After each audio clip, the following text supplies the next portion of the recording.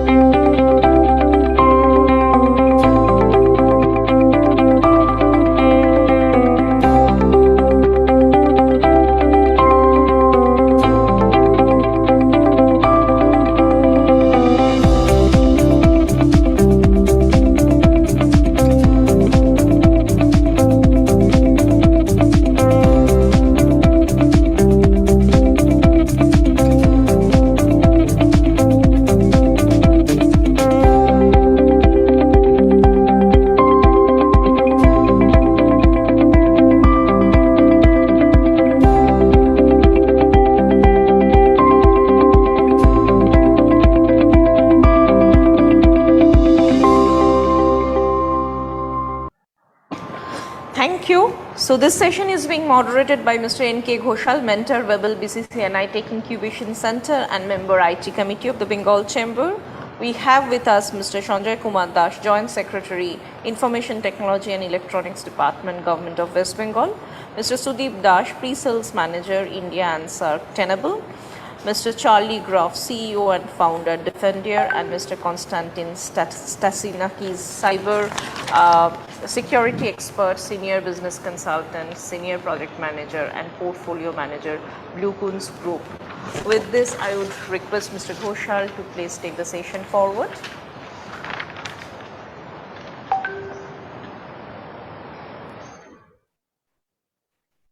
Thank you, Guna, for the introduction. I hope I'm audible. Yeah. So it is indeed a pleasure to be back again as a moderator for these sessions. And I would give a warm good evening to all our attendees. Today our discussion will center on the technology and tools regarding cybersecurity opportunities and how they are having an impact on the current trend and patterns in the deployment of cybersecurity and what is being forecasted in the coming future. So please allow me in welcoming a panelist this evening, all the way from Switzerland, Charlie and Konstantin. They say the weather there is now approximately 35 degrees centigrade. So perhaps they feel they might be back in Calcutta. Charlie and Konstantin are from Defendia, a cybersecurity solutions company, doing a lot of implementations in this area. And they will walk us through best practices in implementing cybersecurity and standards available for doing them. Apart from being cybersecurity experts, both are linguists, knowing half a dozen languages between them. And one of them is also a pilot. Along with them comes Mr. Shudip Das of Tenable, an ex-IBMer who used to handle security solutions for India and South Asia, and who will also be talking about tools in cybersecurity, joining in from Delhi. And of course, last but not the least, Mr. Shwanjoy Das, Joint Secretary, West Bengal Government. He holds also the position of Director of State Cybersecurity Incident Response Team and Member Secretary of the Cybersecurity Center of Excellence, West Bengal, apart from which he has various certifications in InfoSec, data privacy and GRC. He's trained in physics, management and law from various universities across the country and prefers to be an activist working for democracy in data governance. Now, let us start with Charlie and Konstantin, where they will be walking us through the cybersecurity solutions. Over to both of you. Thank you very much for giving us the opportunity to speak today. We had the opportunity in the past, and it's really a pleasure talking to you, our last decade of experience in this area. And we would like to share a few ideas that you can take away as some of ideas that you can implement on your side. If you allow me, I would like to share a few ideas here on my screen. Just let me know once you can see my screen.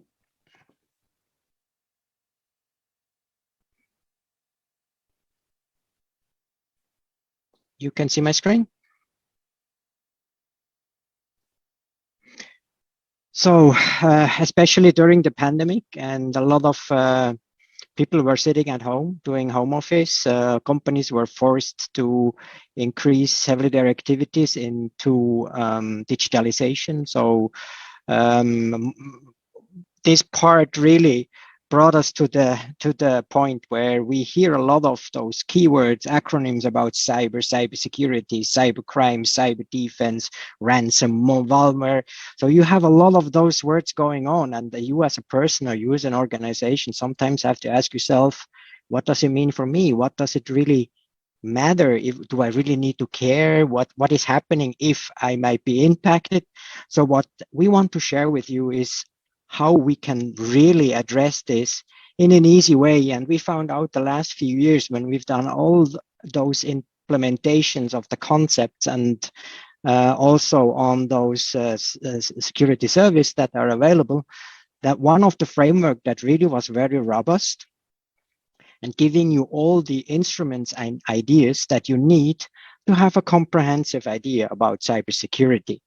And this framework we usually recommend and that we are using in all our work is the NIST framework. The good thing about the NIST framework, it's basically free, it's voluntary, and you really can tailor it to your own needs. It doesn't really matter if I'm a small, medium entity or if I'm a large organization, I still will be able to adapt those items which are relevant for our organization. And what they really did very well is they split all those relevant topics into 5 categories. And those 5 categories will give you all the necessary items to create a cyber strategy, a cyber plan, objectives, and how I can manage the risks that we have in the organization. The good thing about this is that you don't need to have everything in place by tomorrow. You can start in the area where you feel you have the highest risks, where you feel that it makes sense to change the things in the organization, what we do. And we always recommend to have a high focus on protect, detect, and respond, because it's only good if you know that you have a problem, that you are able to respond. And of course, if there is really something big going on, like a disaster, it doesn't need to be a fire or any other hazard. For example, if you have a cyber attack, you need to know what to do in case of such a case. So this is something we always recommend. If you have a plan to implement, use the framework, tailor it exactly to your needs. Having said that, talking about those categories, when we have a look at the architecture that you might have in an organization, because recently we hear a lot about cyber attacks, all those external threats that might cause impact on your organization. So the cyber defense area is still a very important one. And most of the media are talking about cyber defense because all those data breaches or the successful hacks are all mainly in this area. But we see a lot of considerations you need to do on the internal side. On the cybersecurity side, there are many internal threats that you need to consider in your plan. So there are a few disciplines that you should address in your plan. For example, do I have an inventory? Do I know where my sensitive data are? Do I have an inventory on how I'm managing my platforms, my privileged accounts, my cloud services? So this is one important area. Second area is, do we know what's going on in the organization? Do we have visibility on the transactions that have been done? Do we have access governance? Do we know exactly who has access on what system, on what application, on what data? So this is really an area where we always see organizations lacking a bit because they're heavily focusing on the cyber defense, which is important, don't get me wrong, but we also would emphasize that having a plan on the internal side is at least the same important to carry on in your cyber security world. What should I do if it depends. I mean, we see organizations that have invested a lot in cyber defense, like external threat management. They haven't maybe really done big things in the internal side. So we would like to give you a few ideas how you can really start. We see a 3-steps plan to be very efficient on your cybersecurity strategy. First of all, get an overview of your potential threats that your organization might be occurring on the business. If you have the threats, you can define the elements that you need out of the cybersecurity framework. What really matters to my organization?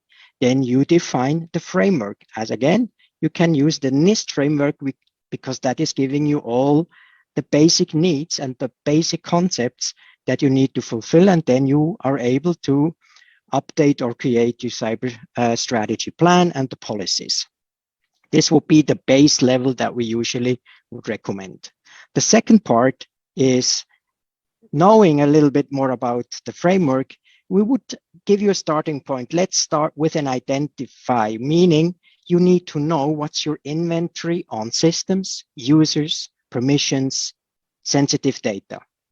Once you have identified this, you can start on detect suspicion activities, suspicious actions, anything that you might need to know in order to react in the response part. So this will be the second area.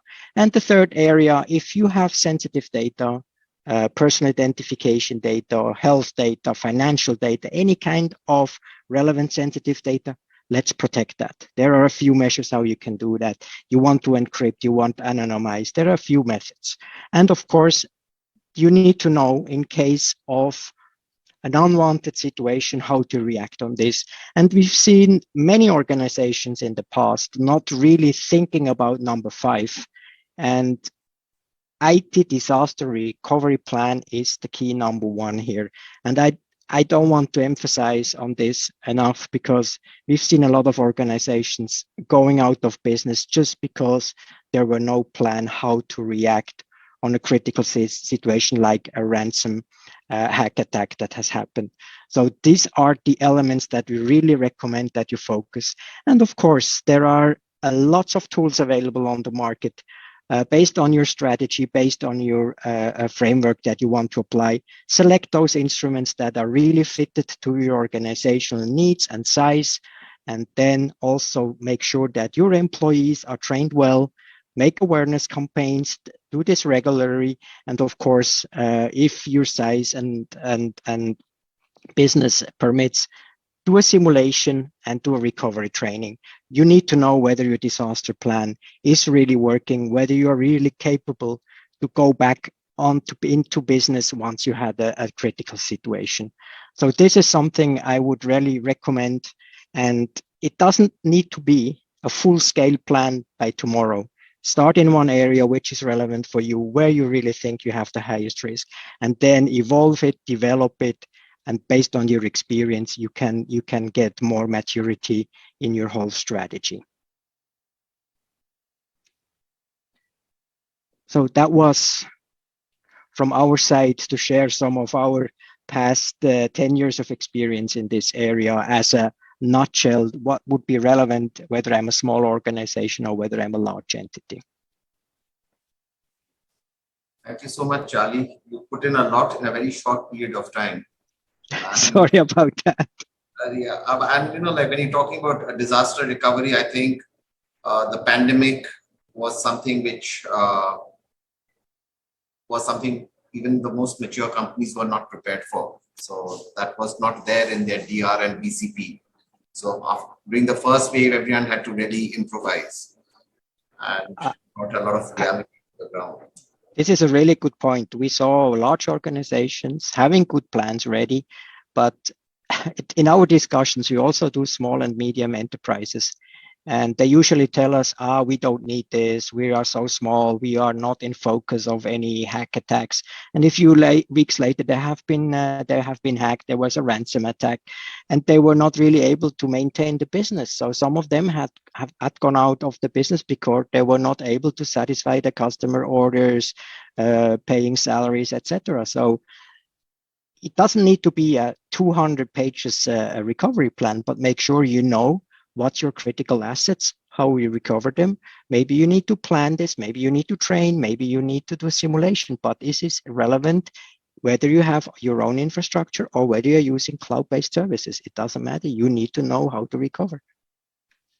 And you really don't need to implement expensive solutions. The most important part is that people think that disaster recovery means a lot of investments, a lot of money is being involved, and the main thing is being intelligent about how to go around doing it. Exactly. We always spend a lot of time while implementing the cybersecurity framework in creating task plans, checklists, because this is really what people need. They need to follow a checklist. And if they know what to do, the tool is only supporting them to be more efficient, to be more fast. All this criteria will apply. So a couple of questions which has popped up. One is about metaverse and what are the security aspects. So is NIST still got something for metaverse, or is it still in draft mode, or they've not yet started?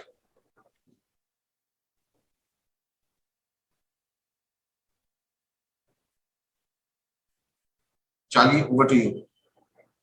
Say again. There's a couple of questions which has come up on the chat. Yes, One I is can about see them. metaverse, the security aspects. Is there anything that NIST is covering on that? And yeah, I mean the concept is applicable to all the scenarios we have. We heard in the previous session about the ethical aspect of that, or the legal aspect of that. But I mean, the framework can be applied to all scenarios and all businesses. So we don't see any restrictions or any issues there. Whether it's been applied, whether it's been activated, whether all those protective measures have been implemented, this is another story. But the framework is applicable to all scenarios. Okay, and one more coming up is about prevention of social engineering. So, well, there's nothing called prevention. You can mitigate. Yeah, this is a very interesting topic because we've seen this recently. Maybe you also heard or read that in the news. Scamming is a huge topic. We see that all across the world. So what we tend to do in organization as part of the awareness training, we do some simulations. We do phishing simulations, this kind of stuff. But in the end, it's a human being, and you can train as much as possible. If the situation is there, those people might click a link, even they know they shouldn't. So this is a trick part on the human being side. That's why we need instruments, technical measures that really help us as the last gate to make sure that if somebody is willing to share some of the information, that the system is trying to prevent that. But this is never a 100% guarantee that we can prevent that. That's for sure. Well, the two-factor authentication of RSA was unfortunately the master keys were stolen by someone just clicking on a Merry Christmas email. Yes. I mean, we do a lot of data protection measures for the financial industry, because this is, of course, a very high impact if they have a data breach. And especially those organizations tend to use cloud services. So cloud services is the strategy number one. They want to get rid of their own infrastructure, which we can fully understand. But having said that, we've seen a lot of issues coming with that. And we always tend to emphasize on the root key management, if possible, and that we always try to force our customers, have a hold your own key principle as the number one. Don't give out your root key to anybody you really don't want to. And we know that cloud service providers tend to force you to have a bring your own key strategy, bring them the key. But we in all solutions we implement, we always want to have a hold your own key principle. We're not giving out our key. And if encrypted data is leaving the cloud service without our permission, they cannot use the data because they don't have the root key. So key management is a very important factor for industries which have regulated or protected data. So thank you so much, Charlie. I would like now Sudeep Das of Tenable to join us. He will be talking about the tools and what tools would be effective in dealing with what Charlie was discussing about. Over to you, Sudeep. Thank you, NKG sir. Well, I'll obviously the type of cybercrime and the type of tools, those are epic Mahabharatas in themselves, right? So we definitely would not be able to talk about all the tools, but what I would like to take you through is an aspect of the future that is going to shape the way we are building our tools, right? So metaverse being one of them, platform or a blockchain. We have seen a few of the questions. There are aspects of IT that is changing the whole, framework in which we need to talk. And I'd like to talk a little bit on that. If I could share my screen, I'll take you through what I thought I will share with you in today's thing.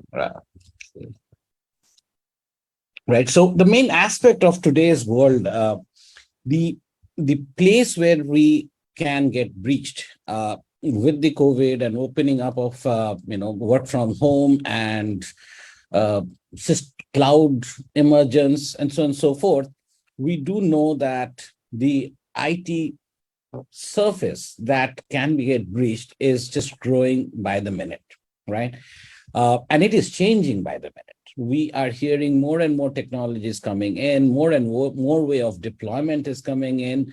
And the main thing now, what we see is it's interconnected, right? So a breach on one point within that IT infrastructure will very quickly proliferate to all the other aspects of IT. And it's going to happen in that manner because now there's no such concept right now, most probably. I'll take a challenge that there's nothing air gapped anymore, right? We tried to create a physical barrier through air gapped at some point of time, and it worked for umpteen number of years. But I think that aspect of air gap, physical air gap, is gone. It's all interconnected and it's all logical in nature. And if you look into the traditional IT, which was on-prem and on VPN or remote IT, those aspects we are struggling. We are still struggling. And on top of it, we have added up more and more services on the internet. We are opening up web applications through APIs, through web applications, through microservices, and a whole bunch of other ways to reach. We talked about the public cloud adoption that is so very needed for our IT to proliferate, right? So it's and the other part of air-gapped data points, which was not as targeted as it is happening now, which is our factories, our OT networks, right? A few of our OT networks lived happily for the last 20 odd years without having needed to change them. But well, it's connected now, and it has got opened up for and of course, we talked a little bit about social engineering, the part of identity being compromised. Well, all of these security will all go for a toss. The infrastructure level security or the application level security will all go for a toss if the identity itself is compromised, whether through social engineering or through phishing or any other aspects, right? So if we look into this, again, it's just a small aspect of the attack surface. It's growing, it's changing, and it's all connected to each other. And that is where things is becoming really, really, really cumbersome. And we have seen attacks against each of these networks, right? To give a small view of, again, there are hundreds of attacks that are going on a daily basis. Few are affecting us, few are affecting others, and so on and so forth. And so each layer has vulnerabilities, has points of breach that can potentially get exploited. And to manage all of these different aspects, it's just a humanly impossible task to have all of these vulnerabilities and misconfiguration and what we like to talk about, flaws in our network, which needs to be handled, because all of these flaws are potentially an entry point.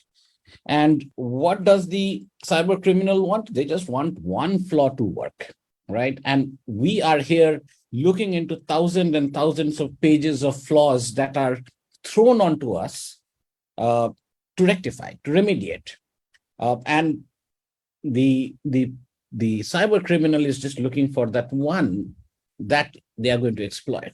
And that is where the aspect of tool, the aspect of risk management, the aspect of finding out what are these 99 or what are these thousands of flaws and which should I focus on, as Charlie was talking about earlier, about the framework which allows me to find out first what is the problem, do risk management to find out which is that one which is potentially going to be breached in the next 1 hour, 1 day, or 1 month, or so and so forth, right? So the tools really be needing to be focusing on helping us solve this humongous problem of thousands of flaws that are there in our system. Not all these flaws are going to be exploited. We know that part as well, right? So it's not a impossible problem to solve. We just have to manage them better to find out which one do I need to do first, right? The other silver lining or whatever may be thing, most of the attacks are not new. We know about them, right? So if we can go ahead and find out how I can save myself from 99.99% of attacks, which is what today we know that it is all known flaws that are getting exploited mostly. Of course, there are 0 days and a whole bunch of other things that are happening, but it's mostly known things. And that is where comes the idea of cyber hygiene, right? So the primary tool that I would like to propose and I would like everybody to think about is how can I ensure the cyber hygiene of my organization across my platform? That the problem, what happens, which is happening today, and and somehow our risk management frameworks are also to blame for that, is to tell us that safeguard your most critical systems, right? And then we concentrate our hygiene activities around these critical systems and forget the fact that they are interconnected. So a less critical system might also be a path to the higher one. Now that's where the problem becomes a little difficult to solve, because here we know it is the flaw that is going to get targeted by the cyber criminal. It is going to be monetized by the cyber criminal. We know hundreds of flaws are there, and we know not hundreds of flaws are going to be exploited. It's just going to be one flaw that is going to be exploited to bring down my whole system. For example, NKG sir just talked about a phishing email, one phishing email focusing on one particular vulnerability, and it brought down the mighty RSA, right? So the way we are trying to, of course, there are hundreds of tools to be able to do that. The way we are trying to take the first step of hygiene, making sure that we know every flaw in our environment, whether it is the traditional IT, whether it is the critical infrastructure, the OT systems, my power grids, my, there's a whole bunch of critical infrastructure that we are running. Focus on, know the flaws in my infrastructure, knows the flaws in my web applications, the cloud that I'm going to be using, the Active Directory, which is safeguarding my identities, all of these. And all of these today, the way we are seeing in the future, all of these going to be created and managed through code, right? We have already seen how the whole concept of IT is now going to become a program, right? So the program, if infrastructure can be a program, we believe security also can be a program. The program should be able to just help each other out to create that environment of secure hygiene or cyber hygiene, where I know exactly what all flaws are there, and then I apply my risk management principles to make sure that I'm prioritizing how these flaws are handled one by one. Right? Of course, the other part of policies and checklists are things that come after cyber hygiene, or maybe together with cyber hygiene. There are no particular linkages between the two in terms of order, but that's the idea that I would like to talk about in the future. Cyber hygiene is going to comprise of every little flaw that you might have in your system, and we need to be able to manage those. And that is what we are trying to do in terms of trying to look into security as an exposure management, right? If the exposure can be exploited, that is where things become bad, right? So if I can go ahead and have my visibility, I can prioritize my action, I can talk to all the interconnected elements, I believe we will be in a position to do exposure management, which is what we are trying to accomplish by having visibility across all these different things, right? I'm sorry, I took a lot of time, but I believe, that's from me. This is important. What you're discussing is important. One question I have, I think a lot of it will be crossing everyone's mind, that one of the tools which Tenable owns is called Nessus, and it is a very popular tool with most corporates, because when you do a scan, you use Nessus. So what do you think would be the roadmap for Nessus? Will it still be there 10 years down the line, like it was 10 years ago? 20 years ago. I've been in the field for now around 20 odd years.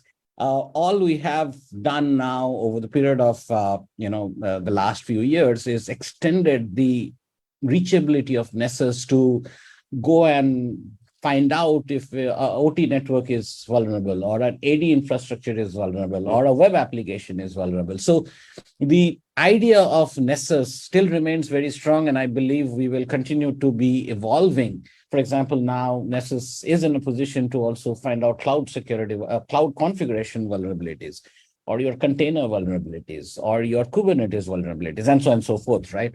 And so we are continuing that journey. And we are super focused. We just do that part, right? So Nessus is still the only vulnerability management platform that does only vulnerability management and doesn't try to do many more things. So yes, NKG, so we are fully committed to having Nessus cover the entire IT infrastructure, and we are already there doing that job. So Nessus will continue to evolve and grow Absolutely. with the future. Now Nessus has a very strong Indian flavor, though if I have to just think, we included within Nessus TerraScan, which is a pure Indian company, and so it's now included within TerraScan, well, a very popular tool for the infrastructure as cloud and deployments. So TerraScan is part of Nessus now. So yes, it is evolving very, very fast. So I hope Nessus continues to be affordable for everyone, because that brings us to the next question as to what should one adopt a commercial tool vis-a-vis an open source tool. So how do you handle that when you work with a small organization who's very budget conscious? Right. So one of the things that we always feel or always see is when we equate effectiveness, cost, and the benefit that I'm going to go on. And a lot of times we associate open source as a cost-effective solution. The moment we associate purely on cost, we most probably are doing a mistake. Because open source is really known for its innovation. It's known for its use cases rather than its cheap, the cost part of it, right?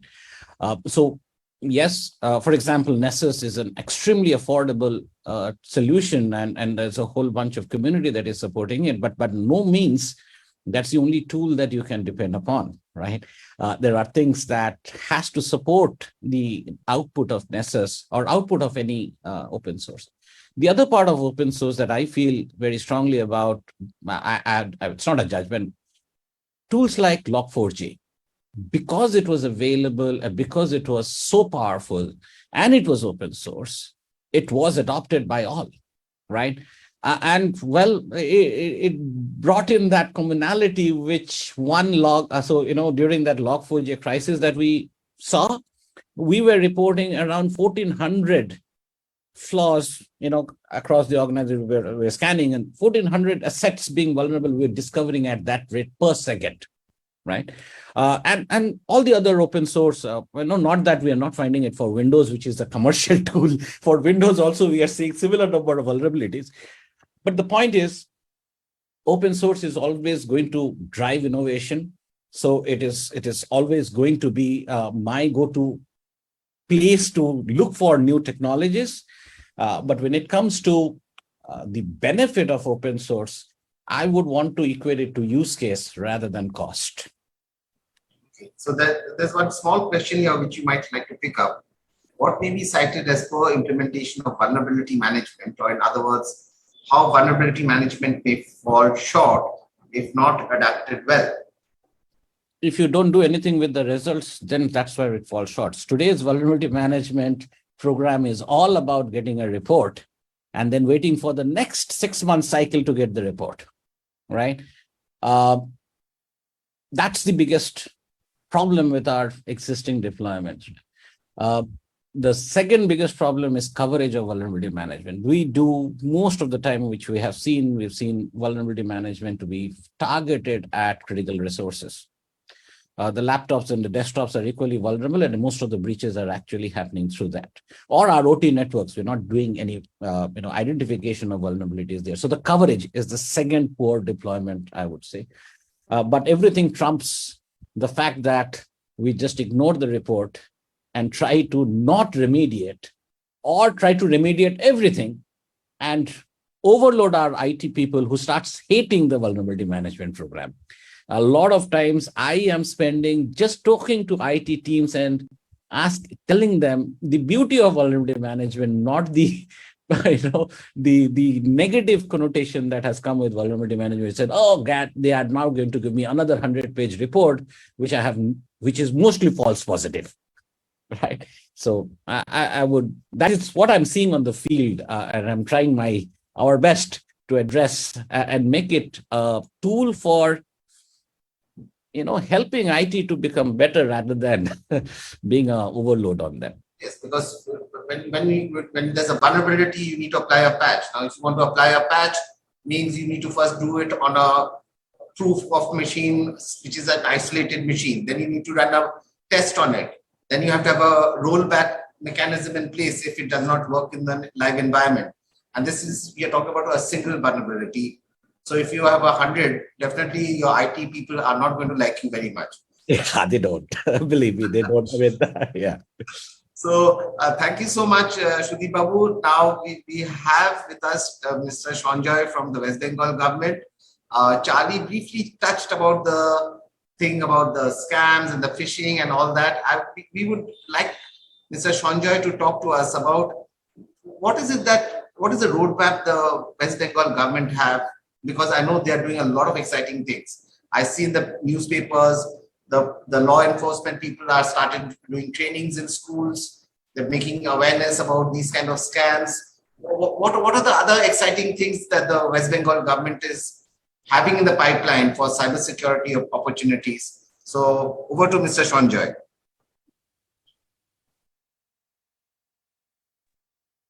Good evening to everybody. I don't know whether Mr.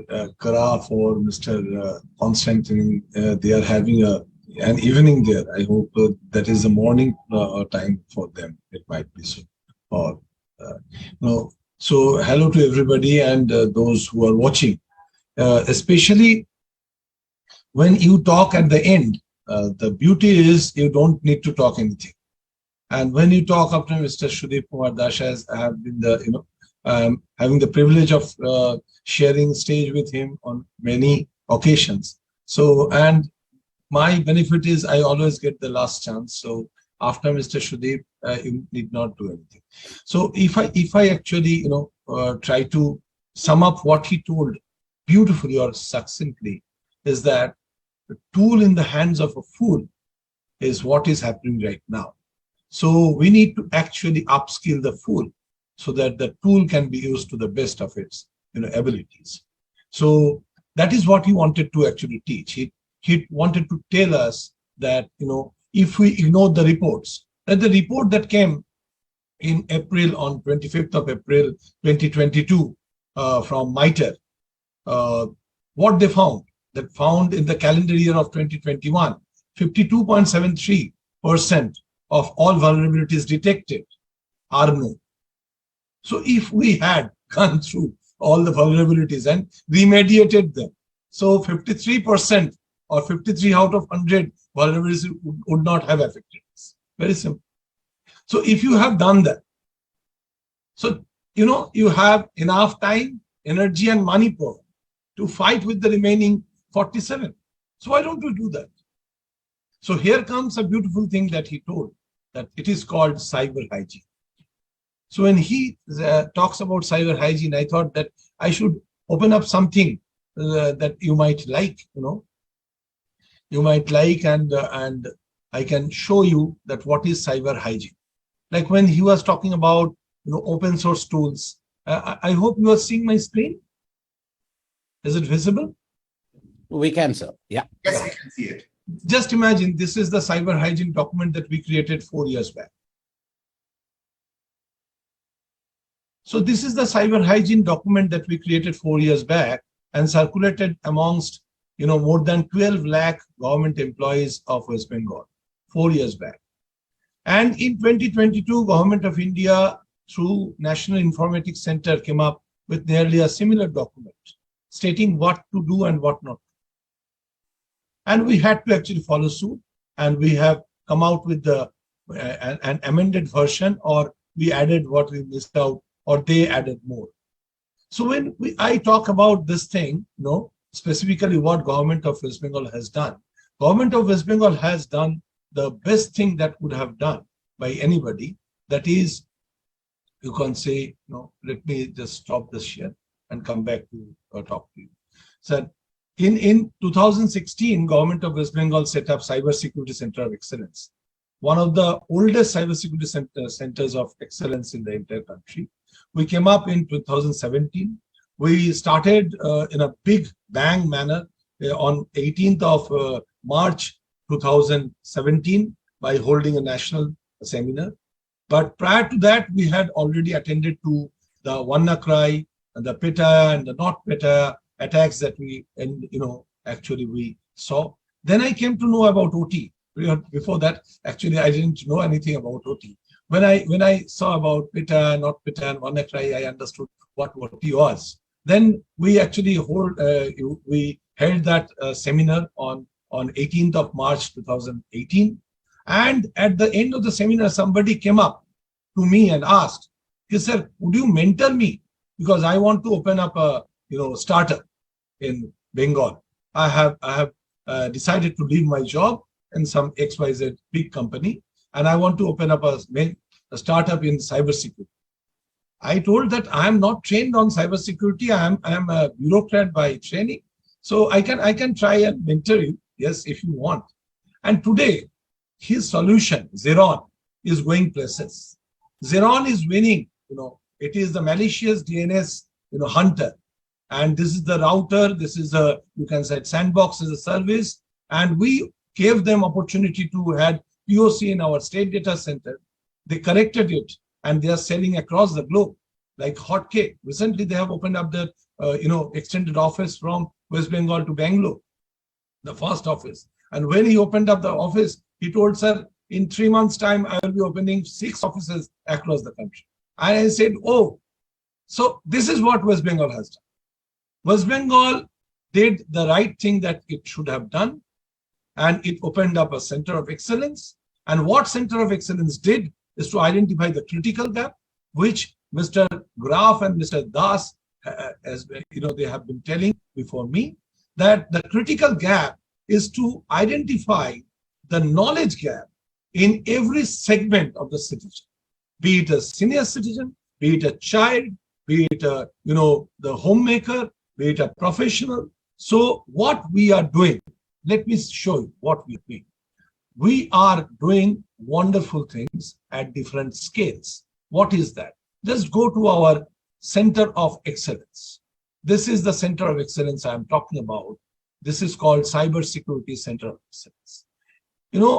The Cybersecurity Center of Excellence has 4 verticals, 2 verticals prior to the incident and 2 verticals post-incident. What Mr. Graf, told, I took screenshot just to, let you tell that the first vertical is known as awareness generation and upskilling. The second vertical is known as cyber assurance. So before the, proper incident, any cyber incident happens, there are these 2 verticals. If you take care of them, the risk of the disaster comes down drastically. Go back and find out in 1954, United Nations opened up its disaster management vertical. And it took 50 years for them to understand that it cannot be managed. What Mr. Das has just told, it cannot be managed. So it has the disaster, the risk of the disaster has to be brought down. And that's why in 2004, they opened up another vertical, which is called disaster risk reduction vertical. So what we did is these 2 verticals prior to the incident of cyber incident, these 2 verticals are disaster risk reduction verticals. The first one is awareness generation, and awareness is of scale, not of quality. So, we need a sanitary latrine unit at our home. This is the necessity, and this is the responsibility of the government to make me understand, every citizen understand that we need it. So what type of, sanitary latrine unit that we need? That is the, the responsibility of professionals to teach us. So knowledge is based upon the awareness that we have. So as soon as knowledge comes after awareness is raised, we go towards a wise society. So first is awareness, second is skilling, and the third is to have a secured atmosphere for public ICT infrastructure. It comprises both web applications and IT infrastructure. So we are conducting WASA, Web Application Security Assessment of all applications. And we are conducting physical, Recce and scanning of the infrastructure, including networks, the routers, the bridges, the racks, the servers, everything, all endpoints. Absolutely, in our efforts, Nessus is one of the most important tools. And let me clarify to Mr. Das, we use, this licensed version of Nessus, not like the 93% of your users who use your free version. Even the institutes who train people on Nessus, they use free versions. That is the worst case scenario.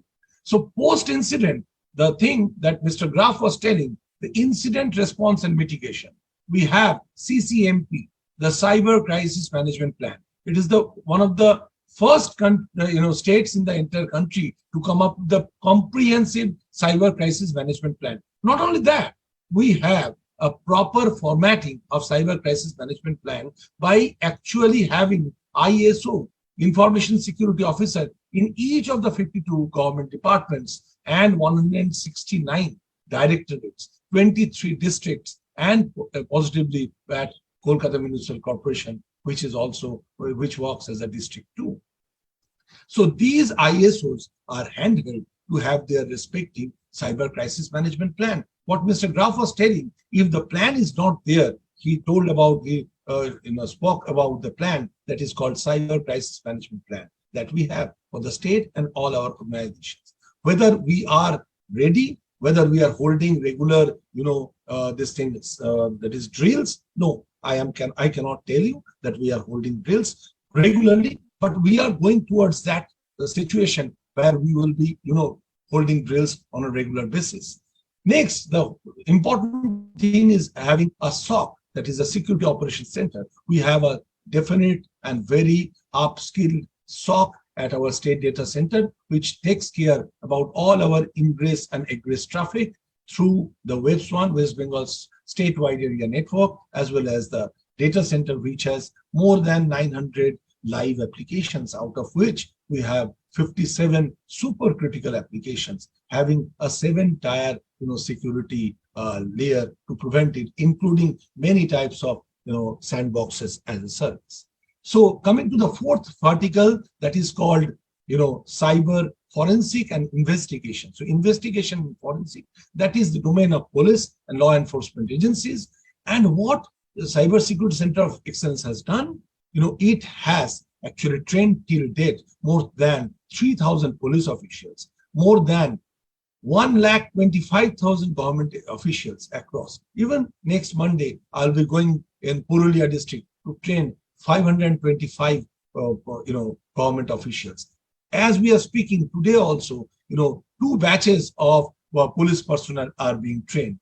Just before my starting this thing, I have just come from Lal Bazaar, the headquarters of Kolkata Police. We actually are empaneling more and more such trainers, outstanding trainers who will be training in scale.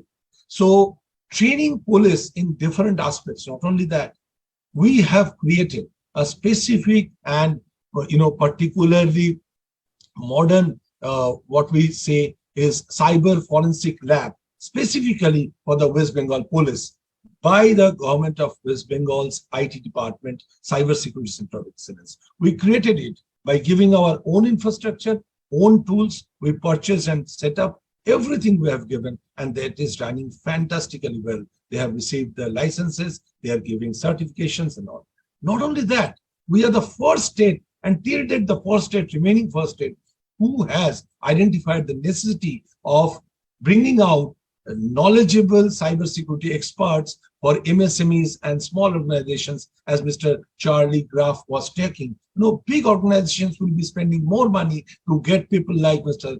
Das, Mr. Constantine, Mr. Graf, the best of the best, brains. But what will happen to the startups and the, MSMEs? For that, our state is the first to bring out the diploma in cybersecurity. That is not a degree course. That is a diploma course for 3 years, and it is All India, Council of Technical Education, Education Council approved, and it is being actually trained. It will be getting trained in one of the government engineering colleges, one in the private engineering colleges since last year. This year, there are 24 research organizations who will be actually using that. Not only that, as we are speaking, we have just received a specific request from the West Bengal University of Technology to start a 1-year postgraduate diploma course in cyber forensic and cyber law. And that will be actually housed in the Center of Excellence infrastructure using our tools, our technologies, our manpower, our skilled resources, and our lab. So, my dear friends, that is what government of West Bengal is doing. I have shared with you the site, so I will not take much time. Already I have taken a lot of time if I go on telling what we have done. But before I end, I must show you what we do. This is what we do. This is the beauty. This is a comic book. It has 12 comics. Obviously, they are available in our site. Just go and download them. And if you have, an address to share with me, I will, send you a physical copy of this. This has a Bengali version, our vernacular. This has a Hindi version, which is our national language. This has an English version. So it is being given everywhere. Everywhere it is being given. And by this, you have 12 most popular crimes being attended. Not only this, just imagine, you want to share a specific, comic, one of the 12s, to any of your friends, family members. Somebody calls you up, Mr. Graf, I'm having this type of problem, what to do? You just scan a specific, this thing, problem related solution and send it across. So every document of ours is IPR free. If you want in Switzerland to use please, you are most welcome to use it, download it, have your own logo and publish it. We do not have any IPR of any of the materials that you will be getting there. So just for your information, we have received, this request from Haryana government. They are actually converting it into Haryanvi. We have received similar requests from other states also. And Union Bank, one of the largest banks of our country, UCO Bank, which is having the headquarters at Kolkata, they are using our documents, all sorts of documents. Like this is the one I have told you. This is another one that I showed you. This is a cyber hygiene handbook, which we brought out 4 years back. So my dear friends, this is what West Bengal government is doing. If I go on, it will take one full night to have a talk. Somebody will definitely have a time to talk about that. Thank you so much. Before we let you go, there's a question for you in the chat box, if you could answer it.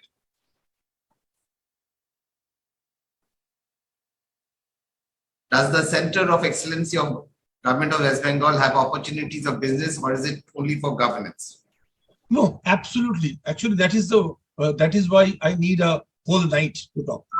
In the meantime, we actually trained, professionals on secure coding practice, because what Mr. Graf had been telling, and followed by Mr. Das, that all these known vulnerabilities must be taught, because tool in the hands of fool is not what we want. So we need to actually train our developers, scripters, coders, managers on these, known vulnerabilities and how to actually address them. If you see the OWASP top 10, top 20, and if you see the graph, how their numbering is moving up and down, you will see around 7 in 20 will be the constant for the last 6 years.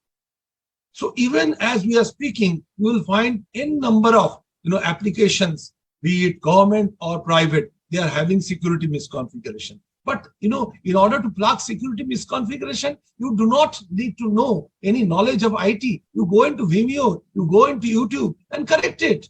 There are n number of videos. So, but we do not do. This is what we actually teach, or we actually train hands-on on all professionals. And for professionals, the OT security. And for the professionals, managing SCADA. What are the vulnerabilities? Because CIIs are the most important things. Because the power is right now life, not water. Earlier, water was life. It was equated with life. Right now, water is not equated with life. Power is equated with life. If you do not have power, you do not have water. So let us save power. And power is the CII. And in order to save that, we have been training CIIs all across our state. Very, very well put, Mr. Das. Now for the closing remarks, Charlie, Constantine, Sudeep Babu, if you can just summarize and we can then start the concluding part of this session. I mean, what I really found very interesting today among the three parties, it was very well connected topic-wise. We had an end-to-end story from the basics to the tooling to the governmental support. I really found it very, very interesting, and I hope the audience will be able to have a few takeaways on the personal side, but also for their own organization. And from my side, I think the main thing that I would take away is the passion of Sanjay sir, which just rubbed on everybody. I'm pretty sure we need to take this awareness forward.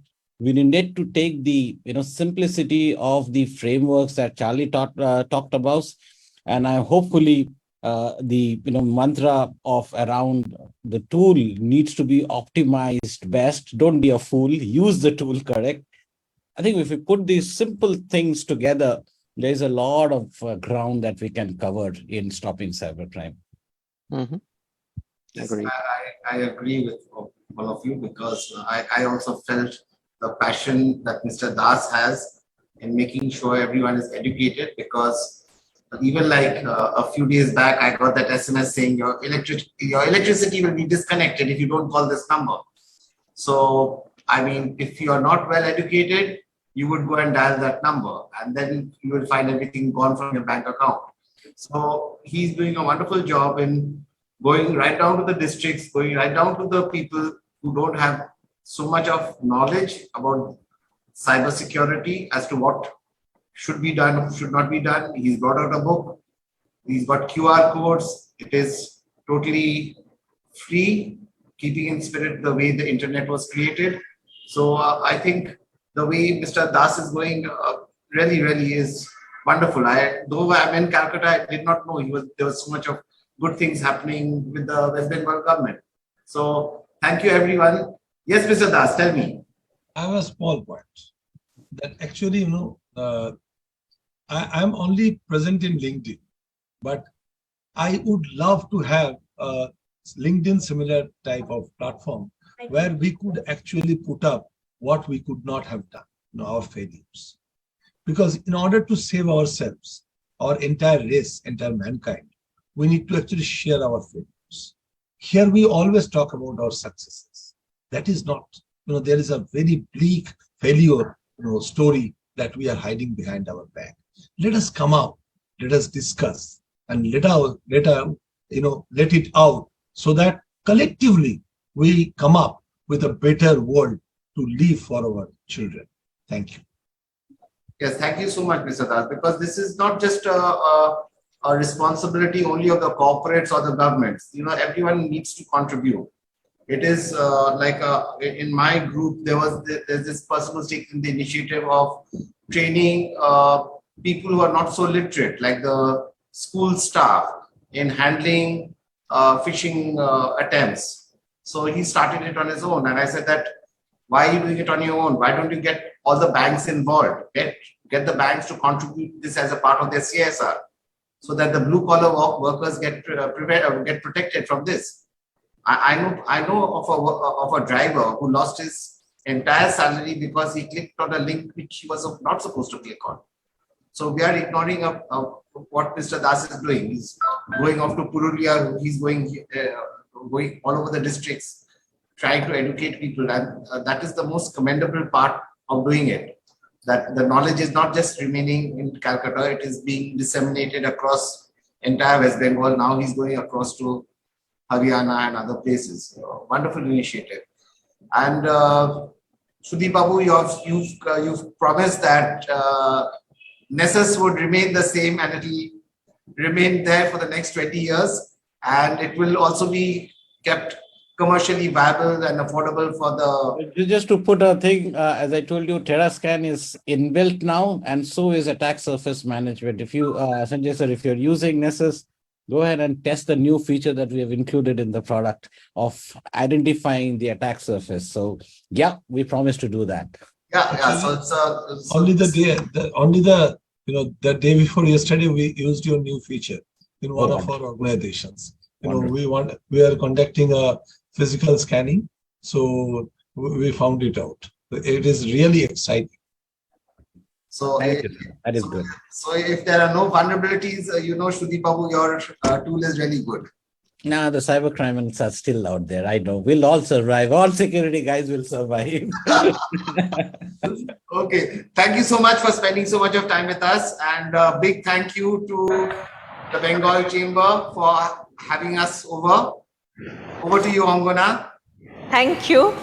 It was a very enlightening session, and we really appreciate the engagements we have had with the panelists, and we have got a few very meaningful questions from the audience that says that people have stayed tuned with us. So this is the conclusion of the 13th edition of Business IT Conclave. Follow our social handles. We stay in touch with us. We shall also be in touch with you. Thank you. See you again. Thank you so much.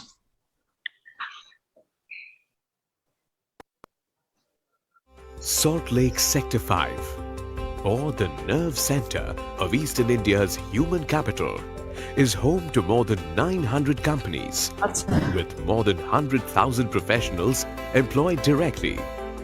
This is where Infinity Group has acted as the harbinger of IT revolution over the past decades. We started our journey as Infinity in the year 1996.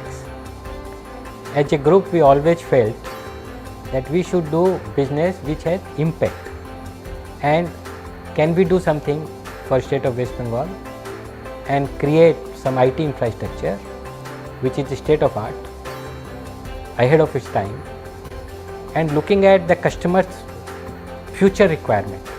With numerous green buildings that total over 5 million square feet of green infrastructure scattered within an area of 3 kilometers. And today, if I see the journey of Infinity from 96 to 2018, I feel very happy that Infinity has played a catalyst role, of course with the support of the government of West Bengal. And today, if I go out of the building and see the vibrant young crowd, and around 200,000 people are working now in Sector 5.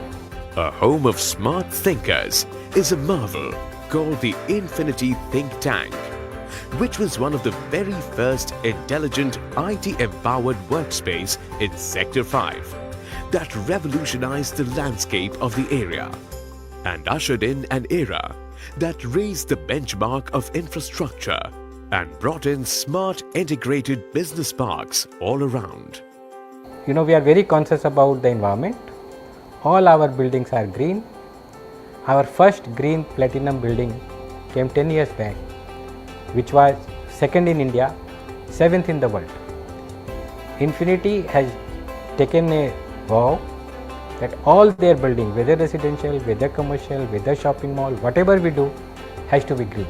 A slew of cutting-edge smart green buildings with a futuristic design and robust engineering followed, such as Infinity Benchmark, Godrej Waterside, Infinity IT Lagoon, Martin Byrne Business Park, Merlin Infinite, and Advent's Infinity. So looking at the requirement of today's youth, entrepreneurs, startups, SMEs, we felt that if we give them a tension-free environment, we give them a space which is plug and play, they can come anytime, they can go anytime. For the lady worker, there is a security, and provide all the support which they need. Infinity Business Center is housed in the award-winning Benchmark and Godrej Waterside building, having state-of-the-art co-working spaces at the heart of Sector 5. Some of the most valued customers of Infinity Business Center being Nissan Motors, Mars Chocolate, Avaya, Kimberly-Clark, Pearson Education, and Renault. Fully furnished plug-and-play model, which is scalable at any point of time. Infinity Business Center will offer every single modern amenity and convenience needed by you to crack that $1 million deal. Today, We have around 400-500 seats. We are expanding it. We will be happy to help these entrepreneurs in whatever manner, including investing with them, mentoring them, and whatever is required to be done. I wish you all the best. Thank you.